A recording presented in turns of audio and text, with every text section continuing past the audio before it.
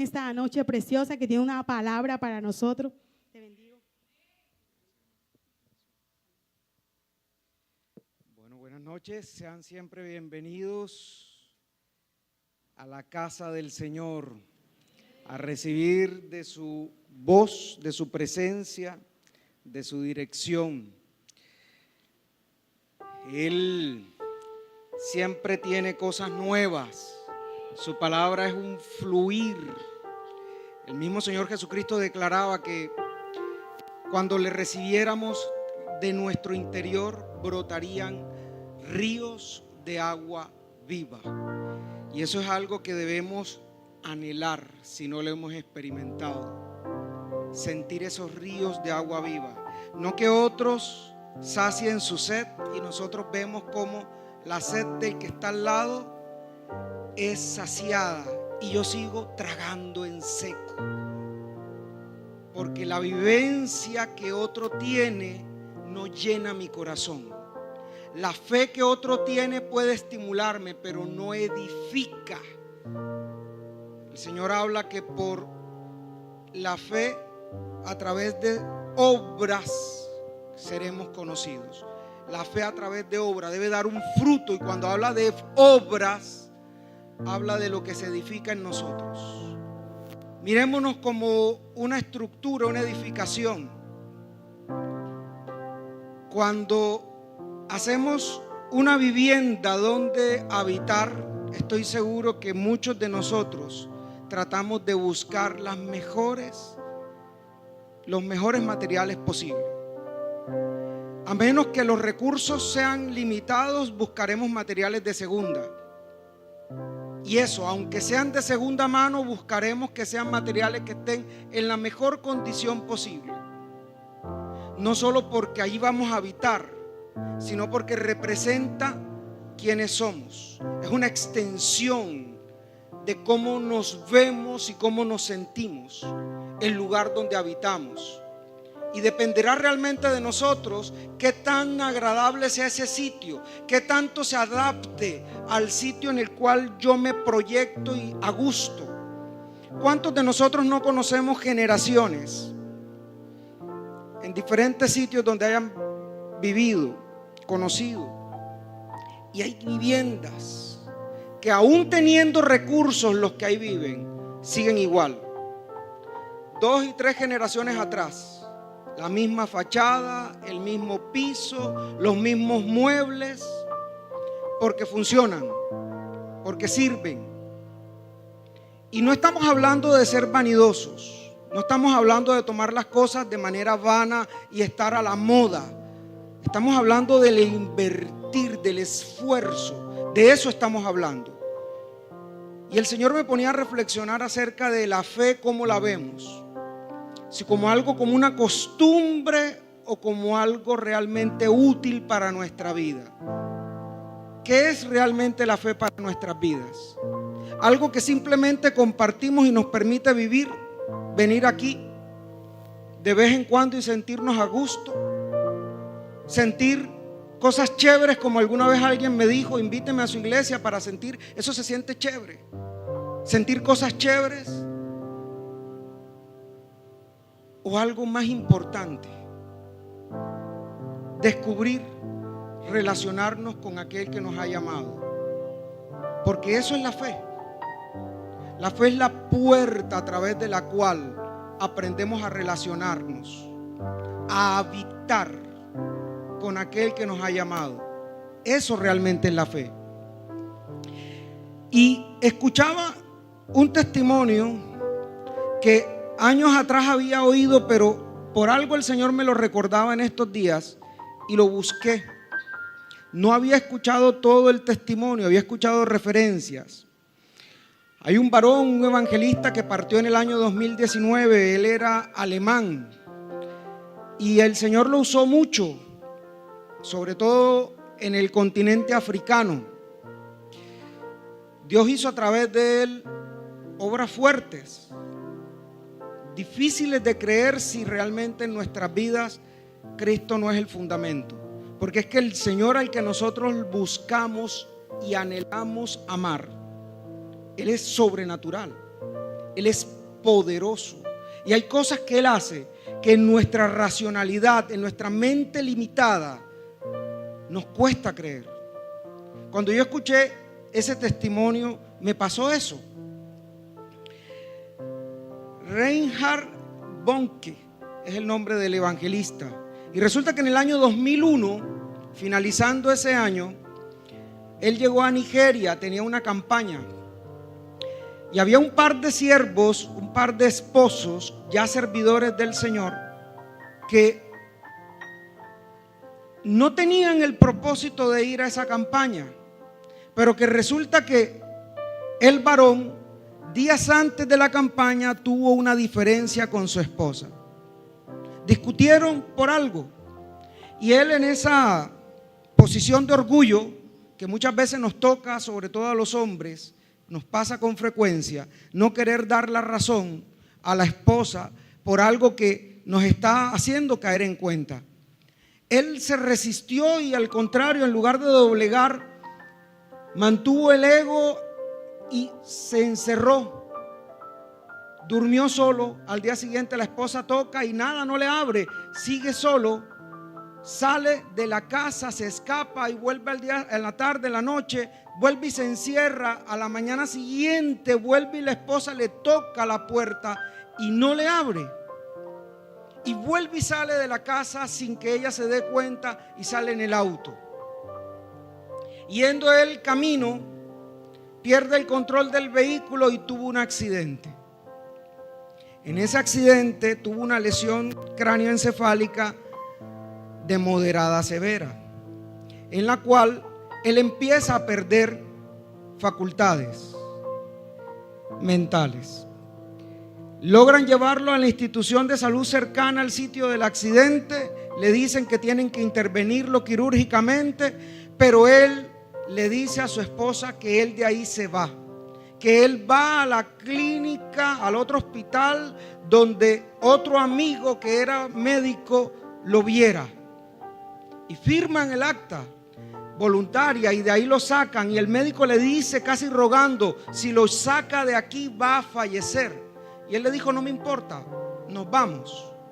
Él sale en la ambulancia hacia la otra institución, en otro municipio, y en el camino la esposa le hablaba y él la miraba y le respondía, y de repente tiene una visión donde hay dos ángeles allí sobre la cabecera de él, y uno de los ángeles le hace señas que calle. Cuando él intenta hablar, ya no puede hablar, producto de la lesión cerebral que iba edematizándose, iba afectando su cerebro. Perdió la capacidad del habla, pero sus ojos estaban abiertos, mirada fija. La esposa entendió que se estaba deteriorando, pero en ese momento él estaba teniendo una visión. El Señor lo estaba trabajando. Y él llega a la institución, lo revisa el médico y da el diagnóstico de muerte. Lo pasan y firma el acta de defunción y lo pasan a la morgue. El médico describe todo lo que como clínico podía evaluar y mostrar que él ya había muerto. Pupilas fijas, ausencia de pulso, nada de ritmo respiratorio, no había nada, ningún signo vital. Lo manda a la morgue. Estando en la morgue, la persona que se encargaba de realizar la preparación coge, llena su libro, pone los datos y le dice, venga en 2 o 3 días, yo le aviso cuando esté listo el cadáver para sepultarlo. Y empieza el proceso de preparación. Lo primero que le hace es que coge formol con una jeringa de unos 10 centímetros y empieza a inyectarle por las extremidades, y de ahí empieza a preparar el cadáver. El formol es un líquido que ningún ser humano puede estar en contacto, menos si ese líquido está dentro de nosotros. Es tan fuerte que nada más el inhalarlo nos hace estar distante de ese sitio. Y ese líquido inyectado en su cuerpo, luego de 2 días, una madrugada, la esposa empieza a hablar con el Señor en la madrugada y empieza a declararle y a reclamarle, Señor, si tú nos decías que estarías con nosotros, si tú nos decías que en momentos de dificultad nos ibas a defender, ibas a estar allí. No comprendo esto que está pasando. Y el Señor le habla a través de la palabra. El varón se llama Daniel Ekekuwu. El nombre es bien, si lo pronuncié mal me disculpan, es nigeriano. Se lo puedo describir para que lo puedan buscar. En las redes aparece el video completo del testimonio de este hombre. Ella, su mujer, recordaba textos. Isaías 26:19, donde el Señor habla: tus muertos vivirán, sus cadáveres resucitarán. Isaías 43:2, en el cual el Señor le daba la promesa de estar presente y que aunque pasara por fuego y aguas, su presencia estaría con ellos. Y luego le da el libro de Hebreos, capítulo 11, versículo 35. Vamos a buscar ese texto porque ese texto es bien claro, donde el Señor allí le recuerda a ella puntualmente. Versículo 35. 11, versículo 35. Dice: las mujeres recibieron sus muertos mediante resurrección. Ese versículo, tal cual así el Espíritu Santo le habló a ella. Las mujeres recibieron sus muertos mediante resurrección. Cuando ella lee ese texto, ella entendió en su espíritu que el Señor le estaba hablando y le estaba recordando la promesa, lo que está escrito, porque todo lo que está escrito es una promesa para los que le creemos. Y con esa fortaleza, con esa fe, ella decide acercarse a donde el suegro, lo levanta en la madrugada y le dice que Dios le había hablado y que ella quería llevar a su esposo a la campaña porque Dios lo iba a levantar. Lógicamente el suegro no le creyó y le dijo: mujer, ya acepta la realidad, tu esposo está muerto. Y la echa. Ella no se detiene, sale y se presenta, llaman de la morgue a pedir que recojan el cadáver. Pues la oportunidad, se acercó a recogerlo, pero ella contrató un carro para llevar el cadáver en ataúd hasta el sitio, el coliseo en el cual se estaba haciendo la campaña ese 1 o 2 de diciembre. La fecha no lo recuerdo exacto, pero era uno de esos 2 días, 1 o 2 de diciembre del 2001. Cuando ella llega al coliseo, ese es un territorio muy hostil hasta el día de hoy, sigue siendo muy hostil para los cristianos. Los que estaban allí, lo primero que piensan no es que estaban trayendo un cadáver, lo primero que piensan era que estaban buscando hacerles un atentado. Pensaron que en ese ataúd habían bombas y lógico, no querían dejar pasar. Desde la primera línea de defensa del sitio de ingreso pusieron un obstáculo. El pastor desde el altar, que era una distancia, lo que se ve en los videos, fácilmente podían haber más de, no sé, 20 metros de distancia, quizás más. Al fondo él veía el movimiento, pero él no tenía ni idea de lo que estaba ocurriendo. Y allá, mientras discutían, abren el ataúd y se dan cuenta que sí era un hombre que había muerto, un cadáver que había allí.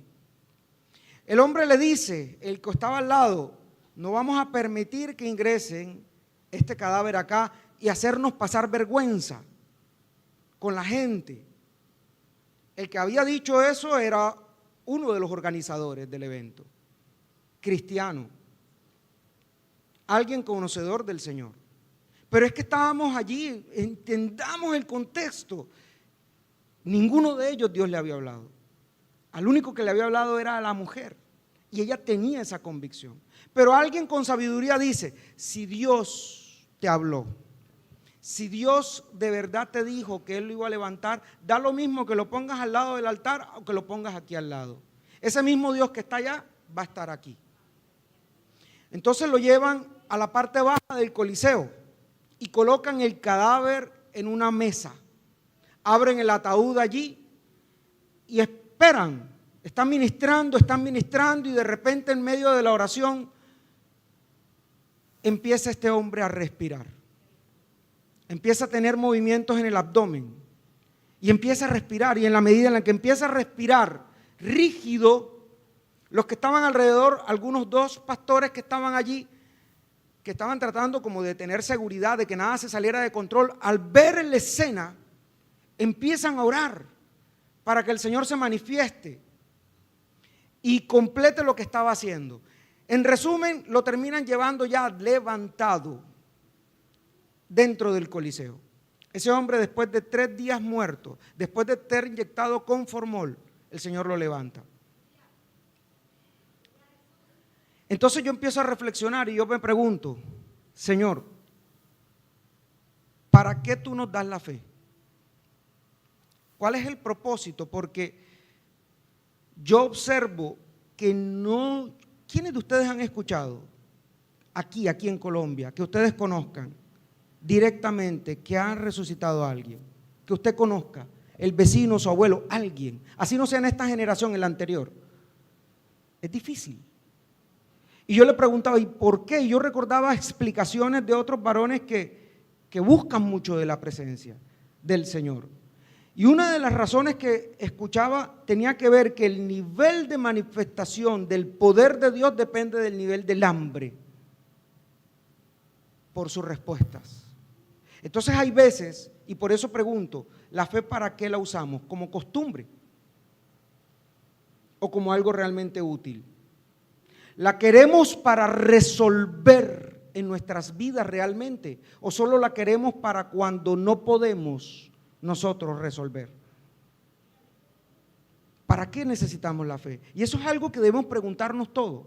¿Hasta dónde la fe que el Señor pide que tengamos realmente la estamos llevando al punto, a la posición que Él espera de nosotros? Y ahí tenemos que diferenciar 2 aspectos de la fe desde el punto de vista de la palabra. El primero es que es un don. La fe es sello, regalo de Dios para nosotros. Y como don no lo podemos desechar. Por eso, cuando hemos nacido de nuevo y recibimos el don de la fe, podemos seguir creyendo en Jesús, podemos seguir creyendo en el Señor, pero tal vez no ver muchos frutos. Tal vez no ver muchos cambios en nuestra vida y ver cómo otros sí crecen, ver cómo otros reciben, pero yo sigo igual. Mi casa sigue como hace 3 generaciones atrás. Efesios capítulo 2, versículo 8. Vamos a ir a Efesios capítulo 2, versículo 8.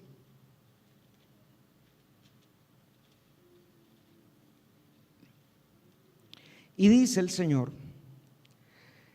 que, vamos a leerlo desde el versículo 4. Pero Dios, que es rico en misericordia por su gran amor con que nos amó, aun estando nosotros muertos en pecados, nos dio vida juntamente con Cristo. Por gracia sois salvos. Y juntamente con Él nos resucitó. Y asimismo nos hizo sentar en los lugares celestiales con Cristo Jesús para mostrar en los siglos venideros las abundantes riquezas de su gracia en su bondad para con nosotros en Cristo Jesús. Porque por gracia sois salvos por medio de la fe. Y esto no es de vosotros, pues es don de Dios. Es un don la fe que el Señor nos ha regalado para creerle a Él y al Hijo, su Hijo Jesucristo. Primera de Corintios 12, desde el versículo 7 al 9.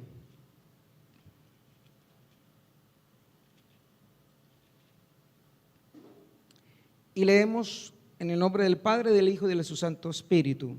Pero a cada uno les es dada la manifestación del Espíritu para provecho, porque este es dada por el Espíritu palabra de sabiduría, otro palabra de ciencia según el mismo Espíritu, a otro fe por el mismo Espíritu, y a otros dones de sanidad por el mismo Espíritu, a otro el hacer milagros, a otro profecía, a otro discernimiento de espíritu, a otro diversos géneros de lengua y a otro interpretación de lengua. Pero todas estas cosas las hace uno y el mismo Espíritu, repartiendo a cada uno en particular como Él quiere.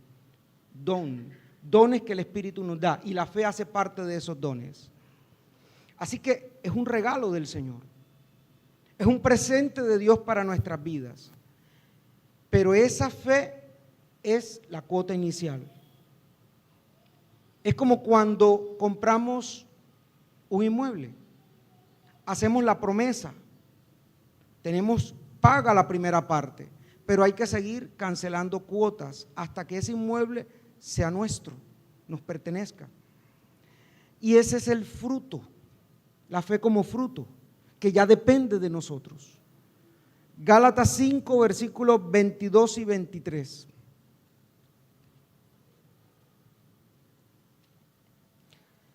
En este capítulo se hablan de los dones, de los frutos, tanto de la carne, las emociones, como del espíritu. Y en esta parte vamos a hablar de lo que corresponde a los frutos del espíritu. Versículo 22 dice: mas el fruto del espíritu es amor, gozo, paz, paciencia, benignidad, bondad, fe, mansedumbre, templanza. Contra tales cosas no hay ley. Fe es fruto del espíritu.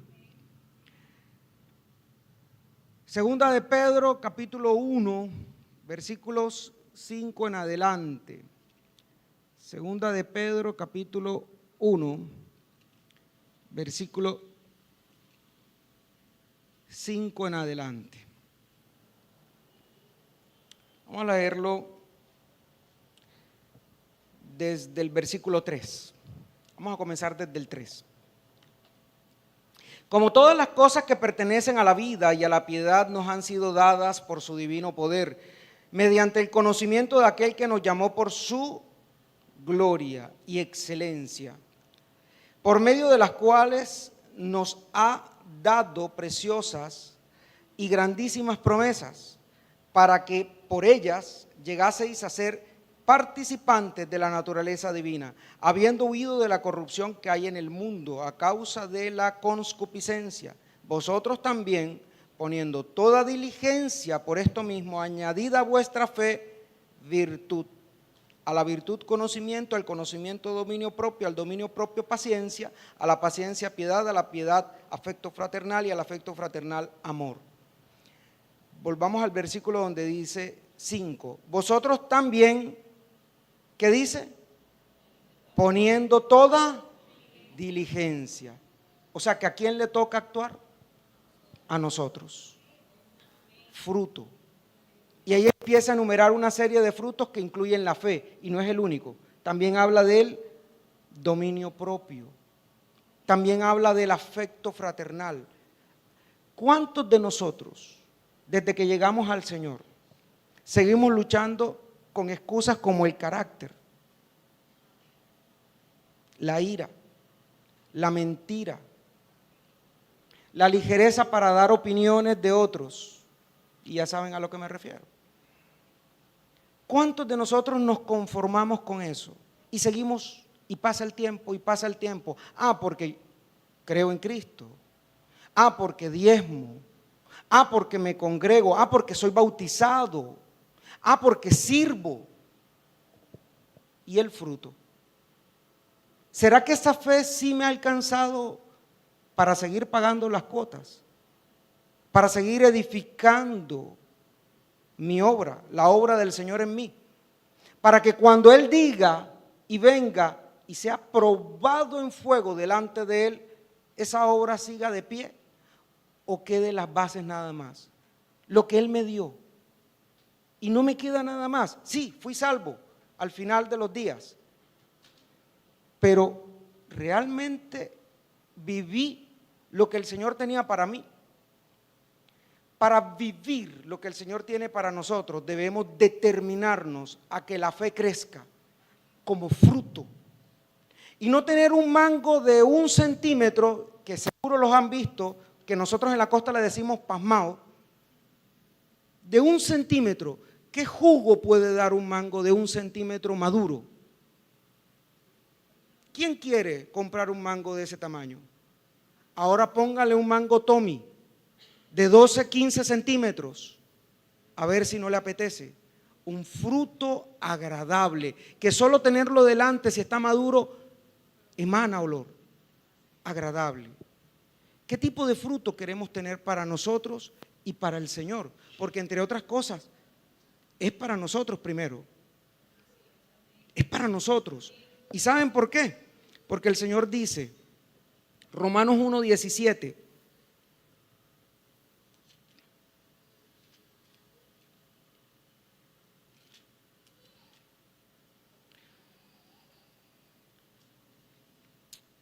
vamos a leerlo desde el 16.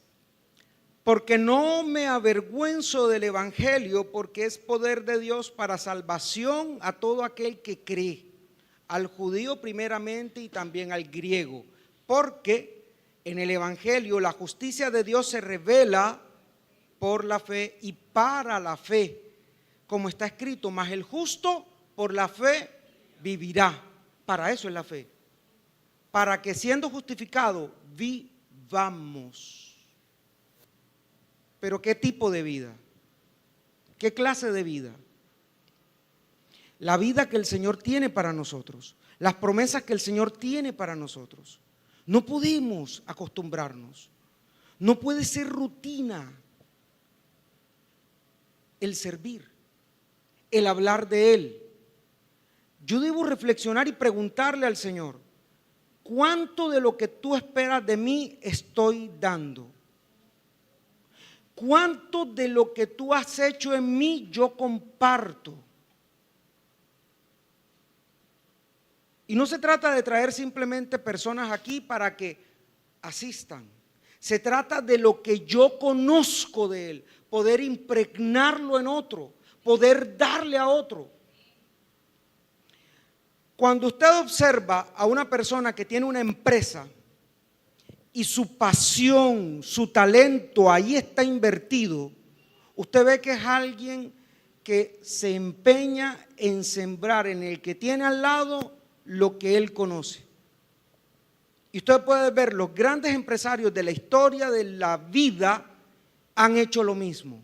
No importa si son familia o no, impregnan su conocimiento, su pasión y todo lo que adquirieron en conocimiento y habilidades en otros.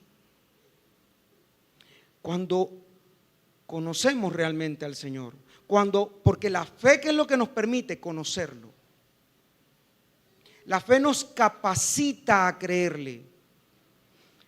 ¿Cuántos de ustedes no han escuchado esta expresión? Fulano, ¿conoces a alguien? ¿Das fe de esa persona? ¿Qué nos están preguntando? ¿Qué tanto lo conoces? ¿Qué tanto te puedes comprometer por tu opinión acerca de él? ¿Puedes darme fe de esa persona? Nosotros podemos dar fe de Cristo. ¿Realmente podemos dar fe de Él? Sería una pregunta interesante que debiéramos hacernos y entender a la luz de su palabra qué significa lo que Él espera de nosotros.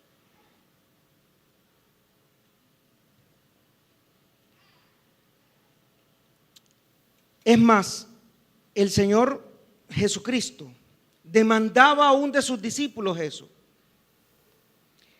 Mateo 21.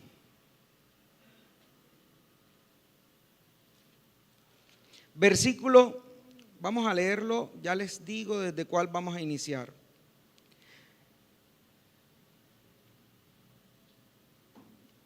Vamos a leerlo desde el versículo 18.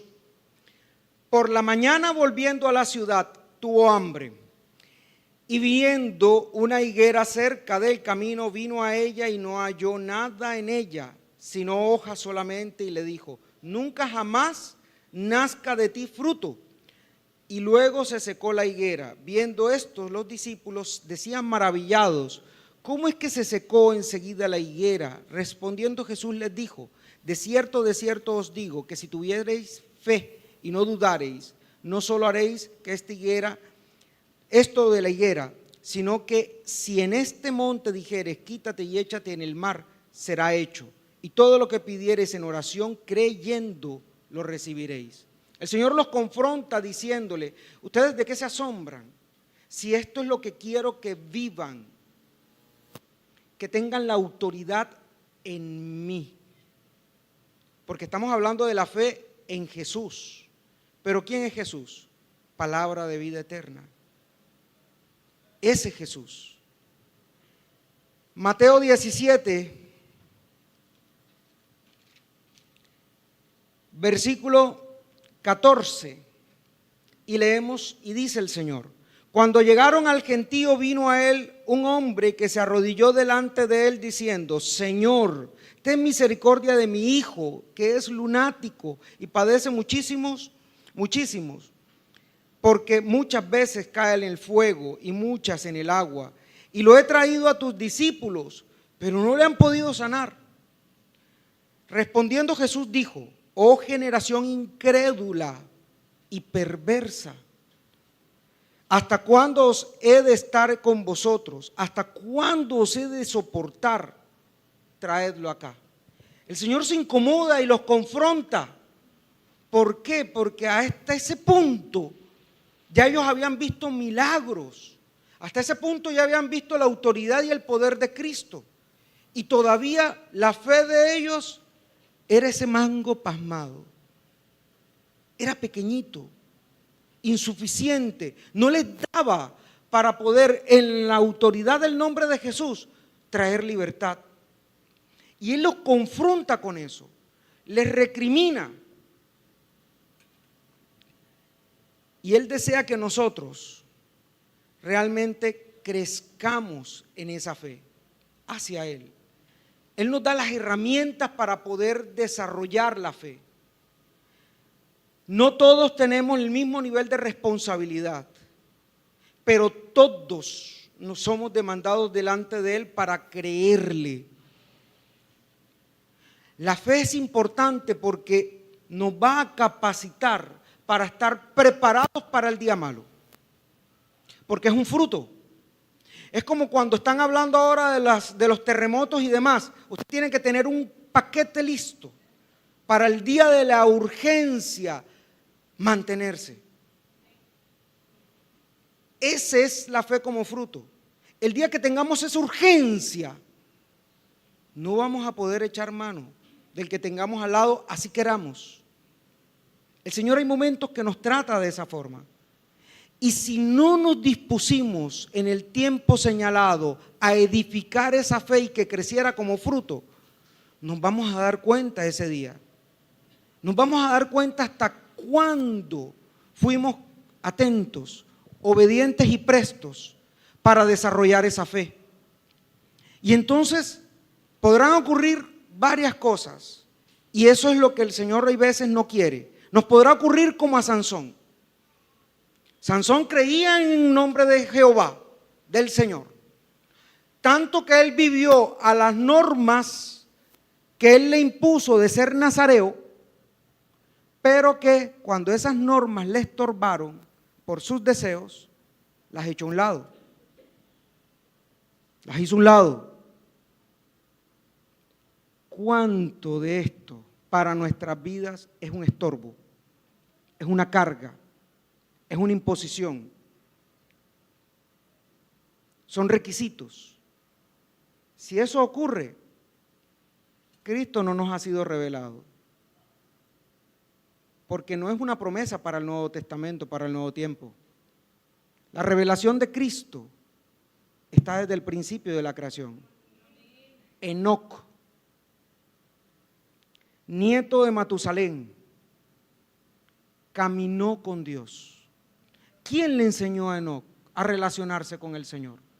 ¿No será que tuvo hambre y sed por el Señor?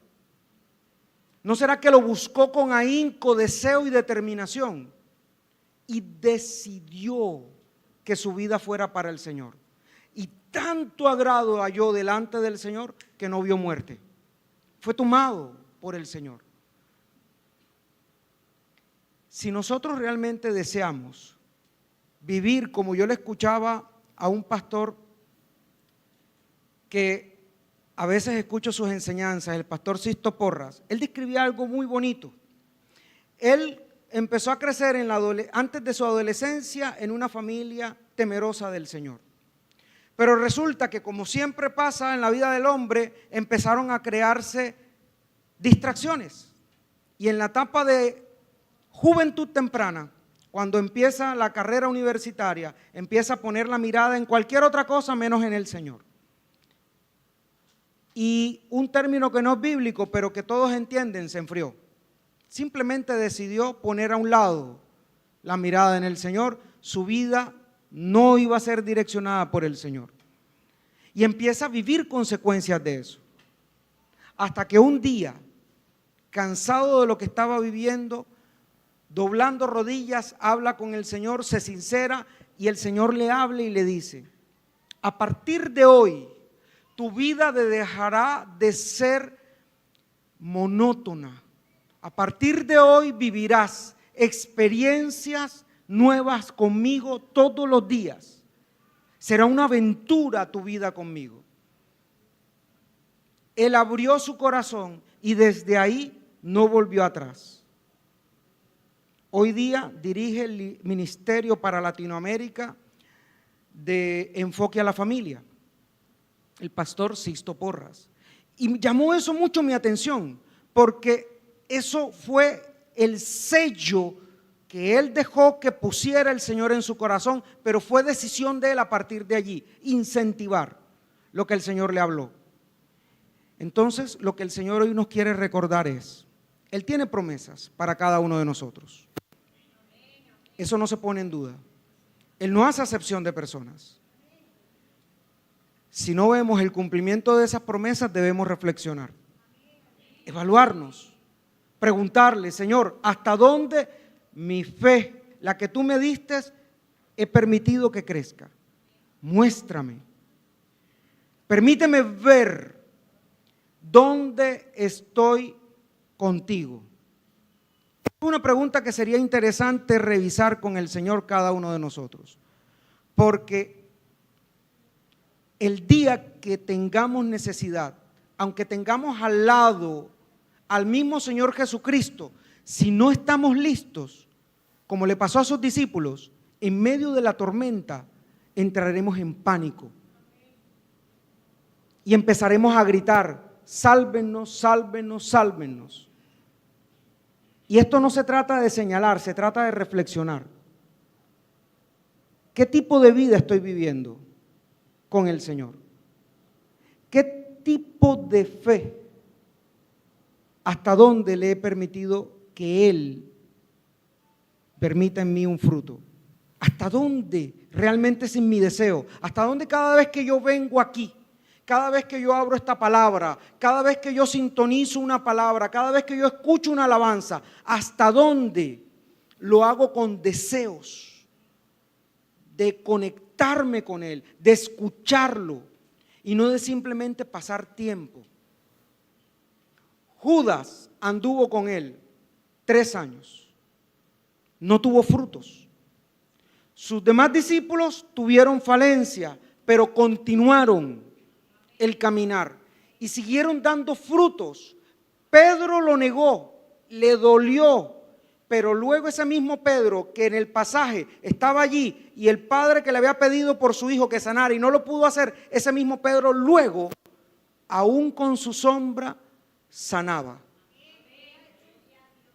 ¿Cómo llegó ese mismo Pedro de llegar a negar a Cristo hasta con su sombra manifestar la unción, la presencia y la autoridad del Señor? Yo debo anhelar eso, dar frutos en mi vida. Tal vez yo no voy a ser usado si no es mi llamado para resucitar muertos como Bonke lo hizo.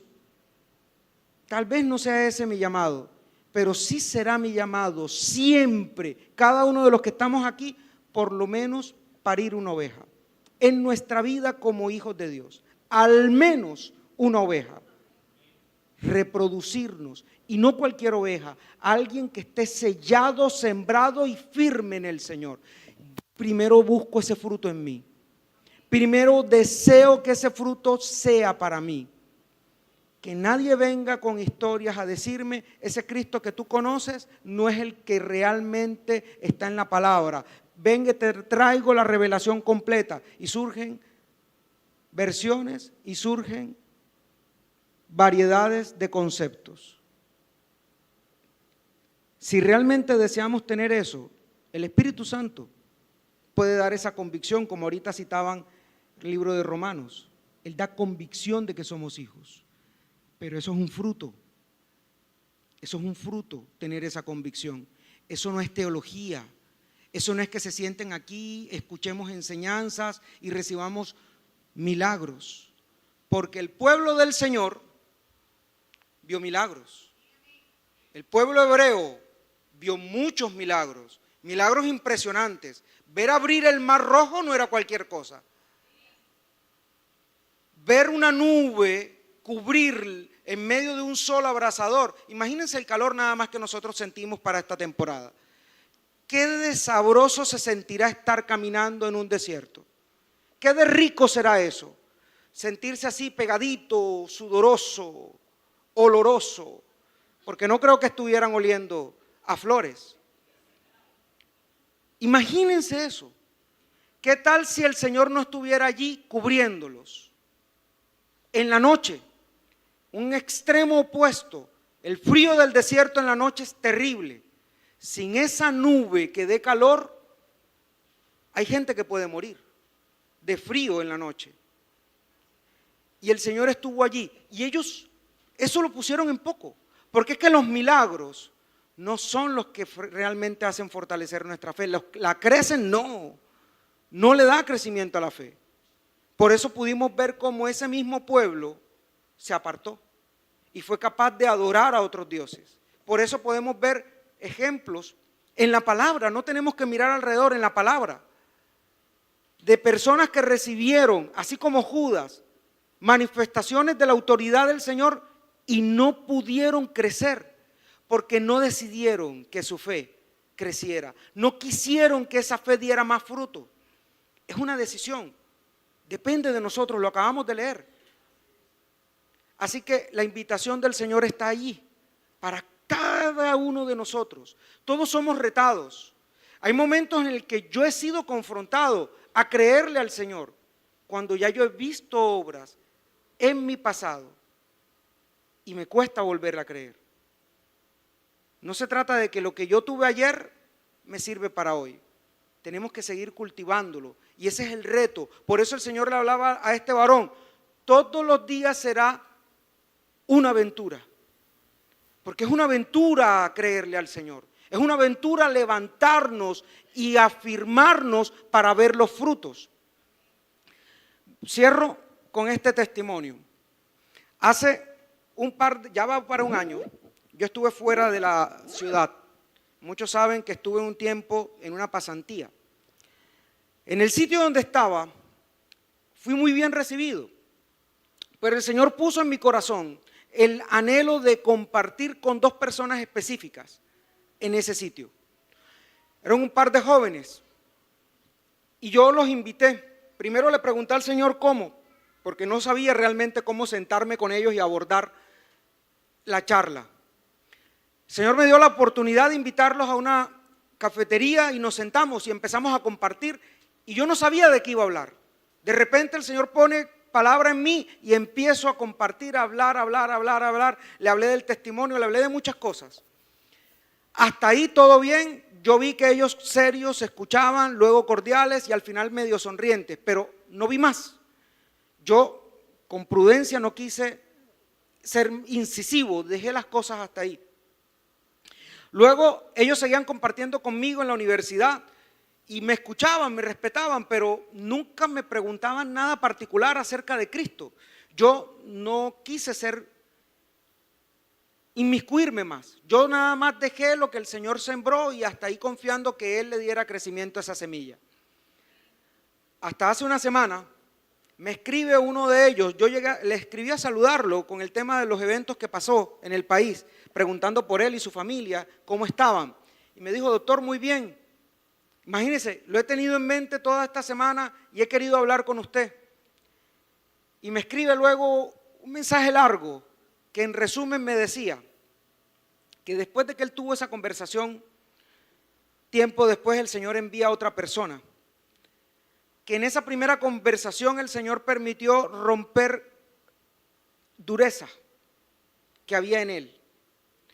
Luego usa a otra persona para seguir edificando y en resumen hoy está congregándose y bautizado con el Señor. Esos son frutos que uno desea ver. Yo me regocijé y yo dije, Señor, qué hermoso lo que tú haces. Uno no dimensiona, uno no tiene que ver un muerto resucitar para creer que el Señor lo está usando a uno. Uno solo tiene que creer, abrir su corazón y abrir sus labios para sembrar lo que Él ya nos ha dado. Donde estemos, dejarnos estar con el oído abierto, dejarnos usar, donde estemos.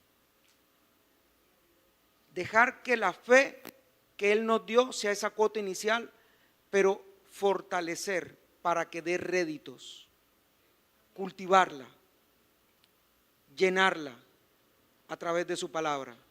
Por eso es tan importante la palabra. Mire, se lo digo con todo respeto a todo el que esté escuchando. Estamos en una temporada en la que realmente estamos siendo probados. Si no determinamos crecer, como está escrito en su palabra, por sus frutos los conoceréis. Y no me preocuparía por lo que los demás vean de mí. A mí no me importa eso, siempre lo he dicho, no es la primera preocupación. A mí el que me preocupa es que el Padre al que yo amo me mire y me diga, como decimos aquí, no te vistas que no vas. Esa sí me preocupa. Siempre lo digo, siempre lo repito y no me cansaré de hacerlo, como Pablo lo dice. No me es estorbo, no me es molesto repetirles estas cosas. Debemos preocuparnos realmente por fortalecer nuestra relación con el Señor. No solo para estar aquí sirviendo, más que eso, porque ninguno de nosotros tenemos ni el día ni la hora. Nadie de aquí sabe cuándo nos toca. Absolutamente nadie. Una bala perdida, un evento catastrófico, el destino. El Señor puede usar lo que quiera, pero si estamos preparados como las 5 vírgenes, no debe haber temor, porque sabremos con quién vamos y sobre todo viviremos una vida plena, que es lo que Él quiere para nosotros. No que estemos siempre inconformes, sino que el fruto en nosotros será tan abundante que alcanzará para compartir. Estará tan grande ese fruto de mango que yo solo no me lo podré comer. Me tocará compartir. Y eso es lo que Él quiere para nuestras vidas. Demos fruto en abundancia que nos conviene. Amén. Gloria sea al Señor.